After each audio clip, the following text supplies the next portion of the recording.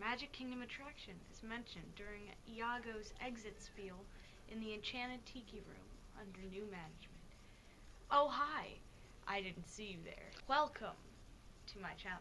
Sorry for the really corny entrance, I won't do that again. Unless you liked it, hey. I decided that because Elsa decided to spread her beauty and love amongst the northern states, that I would be honored and it would only be fitting to do a review of Disney's Frozen. There would be a logo right here, but sadly I don't have access to that type of editing, so you're just gonna pretend that there's a Frozen logo right here. So this review will most likely contain spoilers, so I'm sorry if you guys haven't seen the movie yet, which you should have. I mean, I saw it opening weekend, hashtag just saying. I'm sorry, I'm not really that basic. Disney's Frozen was a movie based off of the novel by Hans Christian Andersen. I'm sorry if I completely butchered his name, if I didn't say his name right, or if that wasn't even the right name. But this movie, before it came out, months and months and months before, when I first saw like the art and everything for Frozen, I just knew that this would become one of my favorite movies, and I was completely and entirely correct. This movie took my heart and threw it every direction. The first time that I watched this movie, I cried 3 times, which, if you know me, I never cry during movies, but when I saw this movie, I cried 3 times. Once during Do You Want to Build a Snowman. I cried the second time when Elsa and Anna were singing to each other for the reprise of For the First Time in Forever. And I also cried, obviously, when Anna was being frozen to death.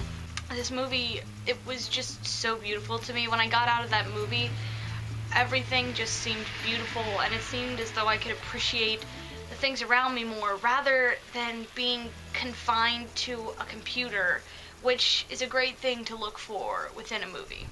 Before the movie was released, people were complaining about why there were or were not different races of the characters, and I kind of understood what they were saying at first, but I saw a post that made me sort of think about something. Somebody on Tumblr said, I don't understand why people are complaining that there were white people in Norway if they didn't complain that there were all Chinese people in Mulan, which was a great point. But watching Frozen for the second time, this time in 3D, which I just saw this past weekend, I saw it not in 3D the first weekend it came out, but just this past weekend I saw Frozen in 3D, and I looked closer and I saw several black characters, and one of them, tell me whether you do or do not think so, but I swear it was Princess Tiana from Princess and the Frog.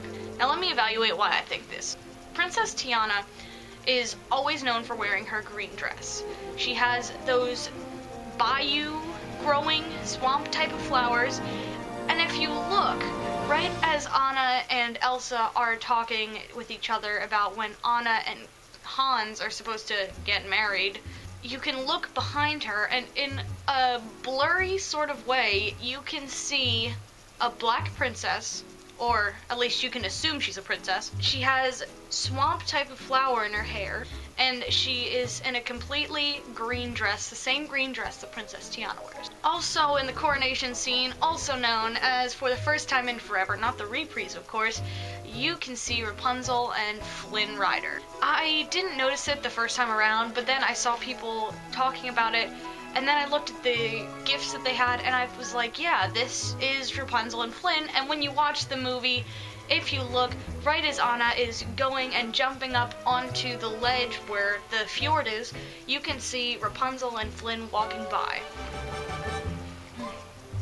This is so good. Now let me just stay on track and focus on my review. This movie was absolutely perfect. I don't think there was barely anything that I would do different for it. The people they cast as the voices were so phenomenal. I think the only thing I would change, though, is that they would get rid of Love is an Open Door. Now, this isn't because of Hans being evil. This is because I feel like it would have been more suited if Hans would have had a song at the moment where Anna was dying and he would not kiss her.